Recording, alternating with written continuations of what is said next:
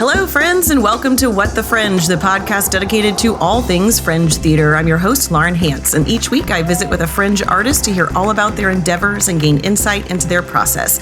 This week, I'm visiting with Sam Gough of Summerhall Arts.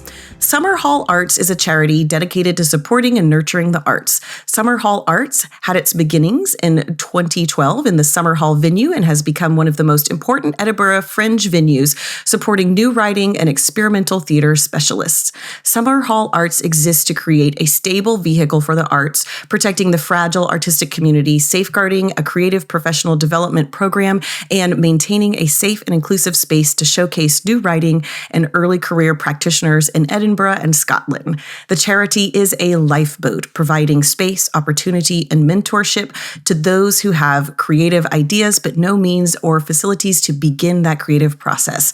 Summerhall Arts is building a year-round program and provides lots and lots of eclectic and wonderful spaces for artists to create and perform. Reputation of venue is one thing, but if there are good shows, the good shows float to the surface. And if you have a good show, no matter where it is, it will be found. It may not be found immediately if it's in an obscure place, but it will be found because people talk and people see it. And there is enough crap in August that if it is a good show, it will float to the surface. That's the first thing. Secondly, you need to pick a venue that has similar sort of audiences, not similar shows. I would say that it appeals to similar audiences. So that if you had trauma show, stand-up comedy, trauma show, that stand-up comedy is not going to get a huge amount of stand-up comedy audiences because the people who go, oh look, I'm there for trauma. So venues year on year typically program similar sort of work. Sam Gough is the Chief Executive Officer of Summerhall Arts. He has served as the Executive Director and Chief Executive of Tron Theatre and is a former board member of the Edinburgh Fringe Festival Society. Sam has been in Edinburgh for decades and has dedicated his career to the advancement of the arts. Sam, welcome to What the Fringe. Hi, how you doing, man? Lovely to meet you. Love to see you. Lovely to be here. I'm so excited to have you on. So when I started my Fringe journey, of course, people always look to Edinburgh, right? She's the mother of all. And I was looking at venues and I spied Summerhall, and then I just absolutely fell in love with the venue. And so I've been following you all for some time. And then you've had a very interesting journey over the past couple of years. And this year, just expanding and doing some really great things. And I really wanted to have you on the program to give just a platform for you all to share. And so I'm so excited that you're here. Oh, well, thank you very much. It's great to be here. So Summerhall's been around since 2012. 2011 was the first kind of year, and then it's kind of developed and grown as a site. So it's part of the old Royal Dick Veterinary School of the university, part of the Edinburgh University Veterinary School. So it is a 4.5 acre site with 540 rooms. So it's a massive site, and the arts side of it, the external arts side of it, occupies a good chunk of it. But part of this campus is we've got about 105 other creative companies and industries that share the space with us. Summerhall has had this journey, as we say, from 2012, and in the last year or so, it's been particularly difficult for the venue and for the company that was providing all of the external work and management of the building. So we've had a bit of a sea change there. The charity that I set up in 2023, which was Summerhall Arts, which was designed to offer creative opportunities and support to emerging and new writing and emerging artists of both performative and visual art through the year, to offer a sort of building block and a platform to artists who wanted to perform or exhibit in the Fringe. That was the original idea, to set that up in order to kind of be a pipeline in order to kind of advance the arts. And that took a bit of a dynamic change last year. The idea being that everyone needs a little bit of time, support. We found that in 2022, there were 22 Scottish companies that were performing at Summerhall's Fringe. In 2023, that dropped to 11, and in 24, that was 6. And it was kind of as a result of the funding issues that we were experiencing from government funding and central funding, core funding in Scotland, as well as opportunities for people to use space to create or space to develop or space to experiment with form and their arts. And because of those opportunities were drying up, because there was no money, established spaces and established companies were offering their opportunities to already emerged companies because they would see further down the line a financial return. Whereas kind of we thought, whoa, hang on, this is not good. So at that point, we said, right, what we'll do is we'll set up Summerhall Arts in order to support the ecosystem to be able to provide opportunities, whether or not that's space and time for free. We'd say, look, just have a room for a few weeks and just make some work, or paid opportunities. And then there would be a slightly more formed idea, or a kind of a lab week, as we were calling it, working title, in that idea that they get a big chunk of money and they can spend a more considered amount of time to create a piece of work that can then be put on during the Fringe or further and beyond. And that those opportunities would last year round. So what original plan was run that in parallel to what Summerhall was doing during its Fringe program. And then they decided to sell the building. The owners decided to sell the building, put it on the open market in May last year, which was a bit of a problem, which meant that everything would stop and there would be no more Summerhall, no more Fringe, no more anything. So the charity went, right, that's not really very good. So I then spent the next kind of 6 months trying to get a lease to take over the building myself in order to preserve the artistic output at Summerhall as a separate company. So no longer running in parallel, but running as the key company. So I then moved all the eggs into Summerhall Arts' basket in order to have the venue, provide the artistic year-round program, as well as then deliver the Fringe. So that kind of meant that we went from 2 rooms to 100 rooms, 4 members of staff to 17 or whatever it needed to be, and a rent of nothing to £250,000. So it kind of changed a lot. And then the company that was running the Fringe experienced some well publicized challenges with the end of the Fringe, which meant that everything got snarled up. And long story short, it wasn't until January of 2025 we're in now that we managed to see some light of day and kind of press ahead with Summerhall Arts, announcing that it will deliver the Fringe this year. It will take on the building. It has a 10-year lease for the building, which I managed to procure. And then at the end of January, which was a lovely little cherry on the top of the cake, was Creative Scotland felt that the organisation was credible enough, even through all of the last year, even though it's a separate organisation, but there's shared people involved in that who I took across in order to give that sort of consistent preservation of artistic quality. So towards the end of January, we got the nod that we were successful in multi-year funding through Creative Scotland, which will give us a vital yearly lifeline for the next 3 years of year-round funding that will provide that diverse program of artistic support.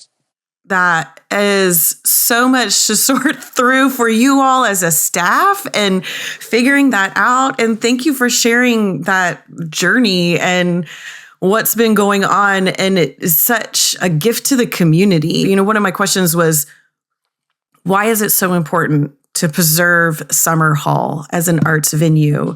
And I would love for you to go into that more, because it is such a gift to the community, as you've just shared. So what are some of the other reasons why? I think the main thing is that over the last 13 years, we've created this year-round safe space that not only is it is a meeting place for all the artists, it's a meeting place for all these different communities, these different artistic organizations, whether or not they be coding, candle making. We've got people who grow mushrooms. We've got artists. We've got web developers. We've got the International Film Festival. We've got the Children's Festival. We've got 2 or 3 other festivals that take offices here. And it's this sort of great sort of melding pot of artistic individuals that kind of come together. It's kind of almost as if you walk through these doors and you are suddenly transported into an incredibly safe environment where, as artists, a lot of the way we build our program, a lot of the way that we create these initiatives is done on a peer-to-peer artist support. We do a lot to support the artists. Summerhall Arts was built from the ground up as an incredibly inclusive and supportive organisation where we're not trying to retrospectively fit EDI policies. We're not retrospectively trying to fit an anti-racism policy or an anti-establishment or a Me Too agenda, because we're starting at the bottom and we're building it from what peer-to-peers, from what our peers in the sector want. And the program is in small chunks, that is not built a year and a half in advance. It is built for the next 3 months. So that if things change and adapt and pivot, we can go, well, actually, what we need to do in the spring is this, not what we've done before. In previous organizations I worked for, if you wanted to do something innovative, you were lucky if you could book a Tuesday in 18 months' time because you were working to that far ahead. So, but what Summerhall is so brilliantly synonymous, and what we needed to preserve, was the artistic legacy. How does that impact the staff if you're like, okay, for this 3 months, we're doing this, then in 3 months, we're going to do something different, maybe, if it comes up. Keeping that kind of fresh, innovative programming in the way that you do things, how does that impact kind of your daily workflow? It comes down to that idea that within that sort of flexibility, there is still a structure, in terms of the idea that we will be doing this first year. We've got 20 weeks of free space. There's 30 weeks of paid for space. So as in you get paid £500 a week to come and create work in the space. Then there are 2 lab weeks. There are 2 what we call Summerhall surgeries. And there are workshops, opportunities to talk to producers, creative cuppers, as we're calling them, where you sit down with a producer, an established producer, and whether or not you're a performer or a wannabe producer, you have an opportunity to discuss a future, and discuss a career path. So they are set, and we know our artistic producer knows how many of them we're doing a year. The topics and what they're covering will change as rapidly, and we just don't book them in advance. We have the space and we know they're going to happen. And in terms of the sort of artistic program, whilst that changes frequently and our program has always reflected the world we live in, we don't do stand-up comedy, we don't do traditional cabaret. The ethos behind our work is about lived experience, about new words, not old words. And it's about stories and life told in a beautiful and innovative and expressive way, which, if you kind of boil it down to that genre is pretty wide, whether it's dance, performance art, circus, contemporary circus. As long as you've got an interesting story and a beautiful way of saying it, and we don't do Shakespeare and we don't do stand-up comedy. And the only other thing is it can't be shit. Don't be a dick and don't bring shit work is the 2 things. They're the kind of 2 rules. And if you kind of live by that, then, then we have this beautiful program. But that flexibility that we're talking about is about how we can support more. So if someone goes, right, we're doing this, we try to challenge every question that's ever been. So the Fringe has been around for 70 odd years. And I've been around for, 30 of them. So even when I started doing things in 1991, there was half an hour between shows, right? So you get a 15-minute get in, get out, and shows can switch over. And even in 1991, we said, right, I asked the question, why is it half an hour? I said, because it's always been like that, right? So there is this sort of continual tradition that with the Fringe, because whilst the changes is, it doesn't really change. And in terms of how it's logistically delivered across the whole city, across all 270 venues and however big it is. And what we try to do here at Summerhall is every time the answer to any question is just because we've always done that, is that I don't accept that as an answer. So we then kind of look at what the bottom of that is. And so, it's the idea that the Edinburgh Fringe model is a ticket split versus a guarantee up front. That's the kind of traditional model across the majority of the city. Minimum guarantee, and the venue will take either the minimum guarantee or 40% of your box office, depending which is greater. And that's this kind of standard Fringe model. And, we've asked that question many times, why was that? And then the answer is, well, it's just always been like that. So we've kind of looked at how that works and how is that supportive enough for artists? Does that work for everyone's reasons for coming? And for some people, obviously, their Fringe objectives are come to Edinburgh, do a show. It's a thing on the ladder. I've done a Fringe. I'm done. But there are many, many, many, many other reasons why artists want to come to the Fringe, whether it is to get industry exposure, whether it's to get a slew of five-star reviews so they can then go world tour, whether it's to meet other creatives in order to show their work, whether it's to meet other actors and other performers in order to expand their professional abilities, or whether it's just to get a thicker skin. And for us at Summerhall, there are so many different reasons for coming. Then why should there only be one model that fits it? And so we do a variety of those things, and we do all these other initiatives in order to help artists to survive Edinburgh, because it's tough, and a lot of times it feels that the city and everyone else doesn't really want the Edinburgh Fringe to survive. The accommodation is insanely expensive. Restaurants put up their prices. Everyone's like, whereas a lot of places in a lot of European cities, when the festival comes in, they drop their prices. They're like, hey, we're really happy to have it here. Whereas Edinburgh just goes, right, £1,000 a night for a 2-bedroom bedsit and miles out of town.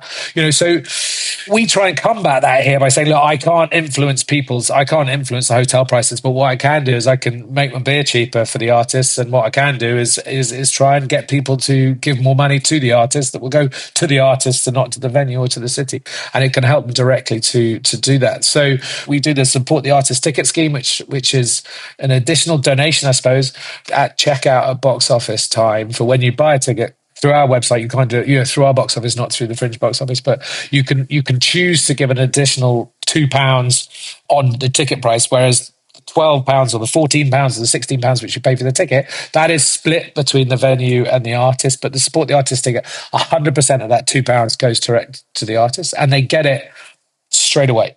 They get it in August. They get it at the end of August. They get it when they want it. So we do this. We do a lot of these things. We are very lucky that on site, 2 of these residents we have a brewery and a distillery, and they make small batch handmade beer and small batch gin and whiskey. What we've done is we've worked with both of the brewers and the distillers to come up with another beautiful handmade product, which is production costs are slightly cheaper. So what it means is that I can give it to artists and sell it to artists at 10-year ago prices. If they show their lanyard, and that's not just for artists who work at Summerhall, it is artists across the entire city or fringe workers. It's anyone who's dedicated their month to spending it in Edinburgh can come in, wave their lanyard from whatever venue they come from, and they get access to, a beer is down the road, it's like £7, £58, which is, I don't know how many, $10, $12. And here we sell beer to artists for like £4.50, like $7. So what we're doing is we're trying to say thank you for spending your time in Edinburgh. Thank you for choosing Edinburgh. We really appreciate it. This is so innovative. Everything that you're talking about, Support the Artist ticket scheme, and the way that you're nurturing people and rethinking things. What is it about you, Sam, that inspires you to do that in your journey that has made you want to support artists in this way and support the community in such innovative ways? The Fringe is such a wonderful thing. The true idea of it is that if you've got anything you want to do, you can do it. And where in a lot of places it's become overly commercial, people are just desperate to see the next Six the musical or the new Fleabag or the new Baby Reindeer, or they want to be this. Even their publicity for their show says, this show is the next Six. And it's like, well, don't you think your show's big enough to just talk about what your show is rather than saying it's the next something else, And I think that there have been fewer and fewer opportunities as the years go to truly experiment and to truly be creative. In the early days when it was cheap to be here, you'd have shows on park benches. I've been to shows in people's bathrooms, and a Fringe show where there's just one audience member and a guy in a bath, and that's like what Fringe theatre should be. Experimental, creative Fringe theatre. That's where the creative hub is, not 8 people on stage belting out another, jukebox musical about X, Y, and Z, or 1,000 stand-ups trying to get a bit of visibility just so they can get on TV. Now, there is a place for that. Don't get me wrong. There is absolutely a place for that. But that's not what we're about. And I personally have been given, the last 30 years have been amazing working in the arts. And it's given me opportunities to meet people, do things, have experiences that I just wouldn't have been able to do anywhere else, or meet these people, or share experiences that are just truly magical, that if we weren't there supporting that sort of grassroots. And people helped me when I was 20 to experience amazing things. And now that I'm a little bit older than 20, I like to make sure that I can pay that back. And so you don't have a career in the arts if you want money, and you do that because of the pure love for for what it is that we're doing. And I think that innovative approach is the fact that, if I didn't take an innovative approach, didn't look at how we can do that true support the artist, then a lot of these artists wouldn't be able to do what they're doing, and it would become a much drier and a lot more commercial. And frankly, it's not the Fringe that I want to see my kids coming to in August. I truly believe Fringe is the future. It sounds so cheesy to say that, but hearing you talk about what you're doing and the kind of groundwork that you're laying of kind of going back to the roots of Fringe, I think as our society is changing and growing, I'm from the States and there's just so much junk that's out in entertainment, recycling of ideas. And I think Fringe is where it's at because everything you see is new and it's innovative. And as AI comes in, there's all the malarkey that's going on. People are going to be looking for something new, innovative, that they can experience that is like nothing they've ever seen before. That's the heart of Fringe. And it sounds like that's the heart of what you're doing. So you are laying the groundwork for an incredible future for Summerhall and the arts community. So thank you. Talk to me just a little bit about the importance of artists finding a venue that fits the theme of their show. Yeah, absolutely. And reputation of venue is one thing, but if there are good shows, the good shows float to the surface. And if you have a good show, no matter where it is, it will be found. It may not be found immediately if it's in an obscure place, but it will be found because people talk and people see it. And there is enough crap in August that if it is a good show, it will float to the surface. That's the first thing. Secondly, you need to pick a venue that has similar sort of audiences, not similar shows. I would say that it appeals to similar audiences. So that if you had trauma show, stand-up comedy, trauma show, that stand-up comedy is not going to get a huge amount of stand-up comedy audiences because the people are going, oh, look, I'm there for trauma. So venues year on year typically program similar sort of work. We always do new writing, theatre and performance art and dance. Gilded Balloon specialise in sort of cabaret and stand-up, and Assembly are a huge venue that cross all sorts of things. Circus obviously goes to Underbelly Circus Hub. They have a lot of stand-up comedy. The Acoustic Music Centre, they do this, that and the other. Zoo have got a big dance focus. So it is really important to kind of do a bit of research, do a bit of homework about the venues and look at previous programs because they never vary too much in terms of type, and make sure that you are speaking to the programmers. And it is about a relationship with the venue, not necessarily the reputation of the venue, that is really important. So the people who work for those venues, they will help you massively. But we all talk to each other. So there's been in the past where people are trying to set each other off against each other, but under this kind of idea that we don't talk to these other competitors. But we always try and make sure that the work is placed in the best spot and the best room. It's not necessarily the biggest room. I mean, I would much rather, if a show has potential of selling 100 seats a show, I'd much rather put them in a 60 and sell it out every day than it would be to kind of bubble along at 92, 93%. I mean, to be able to kind of get sellout laurels to put it on your poster for your next show, I mean, that's gold dust. And it's kind of really important that you have a good relationship with the venue and make sure you're placing your work in the right spot for audiences and what audiences like. Time of the day is irrelevant. In a lot of times, time of day is irrelevant. Our most successful shows that we've ever had have been on at around about 10 o'clock in the morning. It's when you get industry. So it's the time when, if one of your objectives is getting industry to see it, then early morning industry are not tired. They've not been diverted off to free wine. There is so much free wine in the afternoon that if your show's on at 4 o'clock, 3 o'clock, they're all either going to be half cut or they're going to go, do you know what? I'm just going to get another glass of wine. Can't be bothered to go and see this sort of experimental piece of absurdist theatre. Whereas at 10 o'clock in the morning, they go, right, I'm fresh. I'm ready to go. So a lot of our most successful shows we've had, a lot of shows that are still touring 2 years later that haven't been home yet, have been on at 10:15 in the morning. So time of day is irrelevant. Obviously, if you've got stand-up and you rely on your audience being pissed, then 10 o'clock in the morning is not for you. But as an artist wanting to come to Edinburgh, if you are totally clear on what your objectives are, then you will need to, that's the process you follow, is what is your primary reason for coming? Once you've worked out your primary reason, you can then work out venue, time of day, who you want to come, how you can speak to your PRs in order to get that audience in. And this is where a relationship with your venue comes in, because if they've got two shows that are very similar to each other, they don't want to be putting them on at the same time because you're splitting an audience. So if you've got a contemporary dance show and there are two contemporary dance shows at your venue, you don't want to be on at exactly the same time. You want to be able to flyer the other audience when it comes out. You want to be able to say, if you like that, you'll love my show and I'm on in 10 minutes. Why don't we go? There's a finite audience for this stuff, and you don't want to split them if you can avoid it. Absolutely. Yeah, absolutely.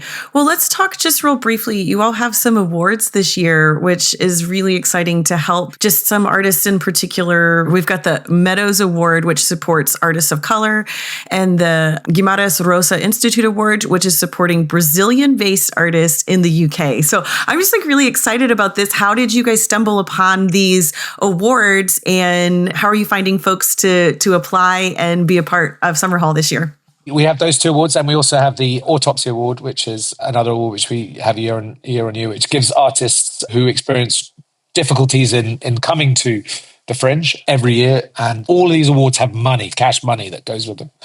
They are designed specifically to help those who have experienced barriers to come to the Fringe. This year, the Meadows Award is an updated version of it. In the past, we just enhanced an opportunity, whereas this year we found someone who has performed at Summerhall in the past wanted to provide some additional money funding for a 3-year award, which is cash and mentorship to artists of color, international as well as domestic, with mentorship. So ideally, it is aimed at companies who have not experienced the Fringe before.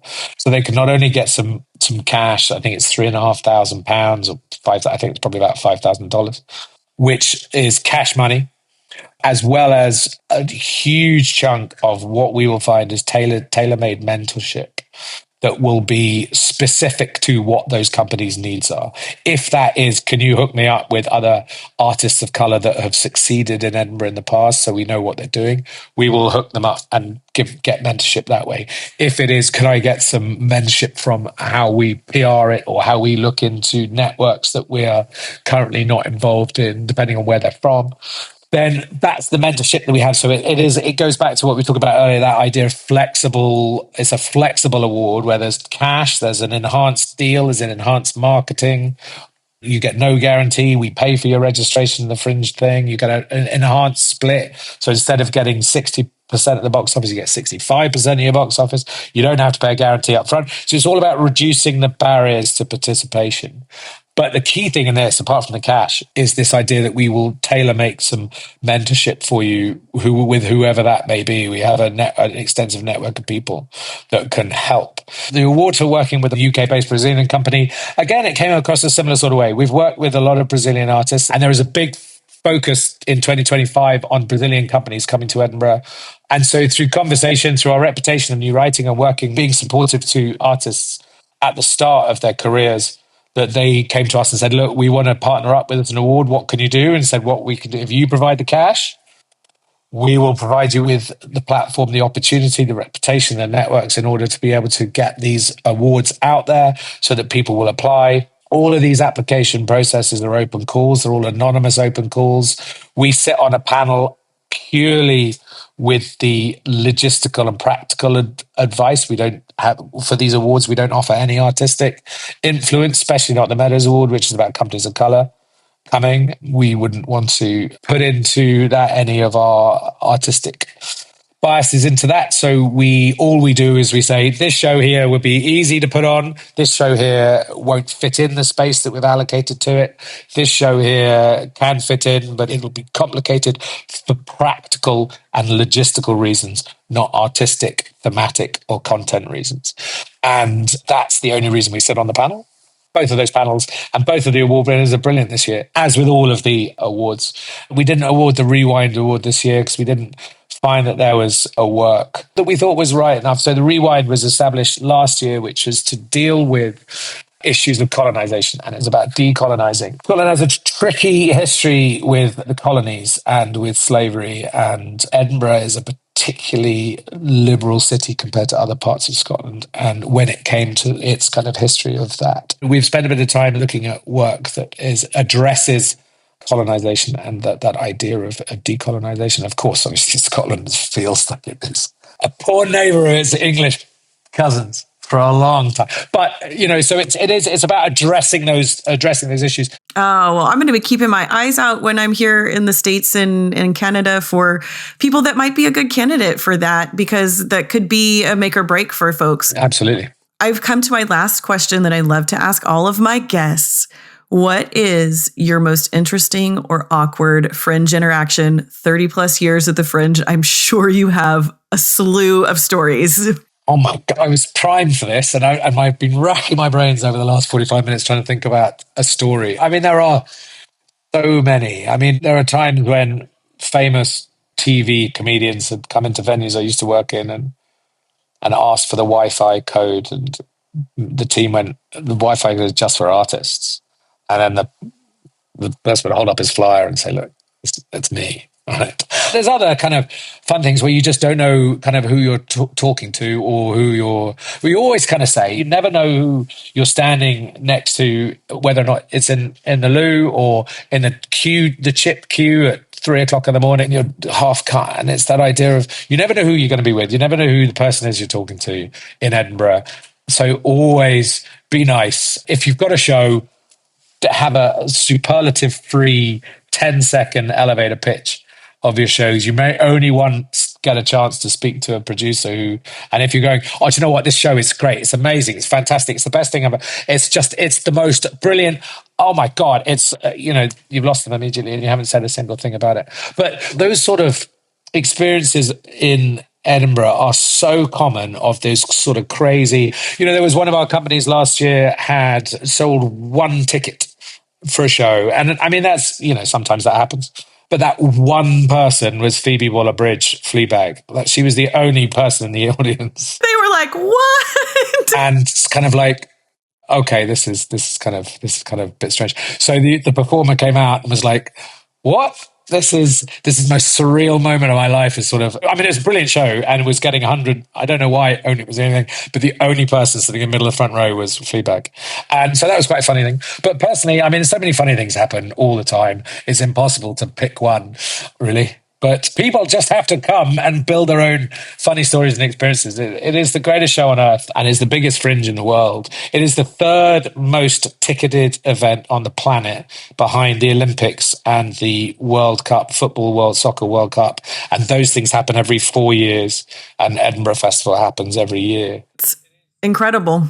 It is the largest gathering of creativity on the planet at any point. And the original Fringe was set up in 1947 when, after the war, West London decided that it needed to jolly itself up a little bit after the Second World War. So it went to the least bombed city they could find, which was Edinburgh, and invited 7 of the 9 professional theatre companies that were operating in England at the time. And that was the international festival. And then the other 2 went, bugger it, I'm going anyway. And those 2 companies formed the Fringe. It was set up in the ethos in 1947, which I think rings true to the day, to this very day. I mean, our program this year is over 50% international. We've got 6 continents represented. We've got shows from Palestine, from Israel, from Ukraine, from Russia, from all over the world, experiencing all these horrific things at the moment, including yourselves over in America. And the original ethos of the festival was, it was set up to heal the wounds of conflicts through the language of the arts. And I think that couldn't be more apt than it is right now, and that we all need a little bit of jollying up, as everything in the world is so worryingly worryful. So that is kind of what we try and make sure that we are just living to, is that idea that, the world is a much more beautiful place with the arts in it. And if we don't keep going, then it'll be a sore thing to lose. Not wanting to end on a sad moment. No, it's hopeful though, because I think there's hope. I mean, arts is what shapes culture, and it's beautiful. So, well, congratulations on securing that 10-year lease and keeping Summerhall alive. Just thank you so much for joining me today and sharing the journey of Summerhall. Well, to learn more about Summerhall Arts, you can visit their website, summerhallarts.co.uk. And you can keep up with them on Instagram at Summerhall Arts. What the Fringe is produced and hosted by me, Lauren Hantz. This episode was edited by Ben Ellis of Renowned Media, and those sweet tunes you hear provided by Paul Snyder of Orchestra of Sound. And our logo was designed by Ruby Arnold of Ruby Makes Things. What the Fringe can be found on your favorite podcast platforms and now on YouTube. So be sure to hit that subscribe button so you can stay in the know when new episodes release. Keep up with What the Fringe on Instagram at whatthefringe_productions and find us online at whatthefringeproductions.com. You know, when babies are born, sometimes people say, well, that is a face only a mother could love. Sometimes that is the case with your Fringe show, unless... That one person was Phoebe Waller-Bridge, Fleabag.